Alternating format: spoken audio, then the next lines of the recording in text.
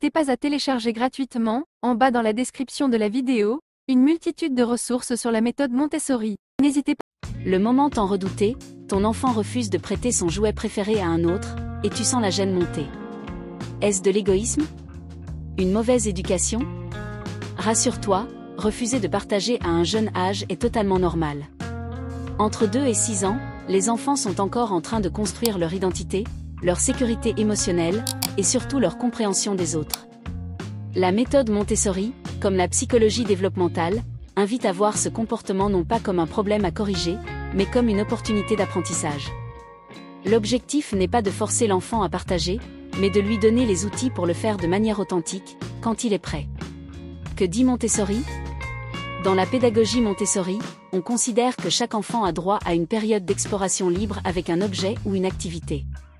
Forcer à partager brise ce moment de concentration et de construction intérieure. Au lieu de dire « donne ton jouet à ton copain », on peut dire « tu pourras lui prêter quand tu auras terminé ».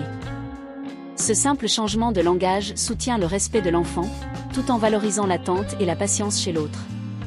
Petit à petit, l'enfant comprend que son besoin d'exclusivité est reconnu, et qu'il peut ensuite choisir de partager par envie et non par obligation.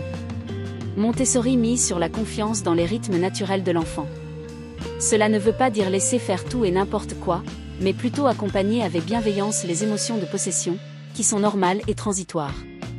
La psychologie de l'enfant. Les enfants ne naissent pas, naturellement altruistes.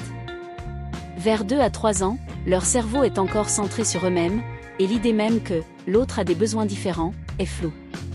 Ce n'est qu'avec le temps, l'exemple et la régulation émotionnelle qu'un enfant commence à développer l'empathie et la coopération. Plutôt que de blâmer, tu es méchant de ne pas partager. On peut verbaliser les émotions.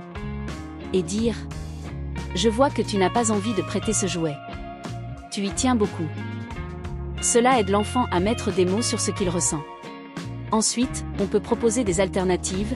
Est-ce qu'il y a un autre jouet que tu serais d'accord de prêter? On apprend ainsi que partager n'est pas se sacrifier, mais trouver un équilibre entre ses besoins et ceux des autres.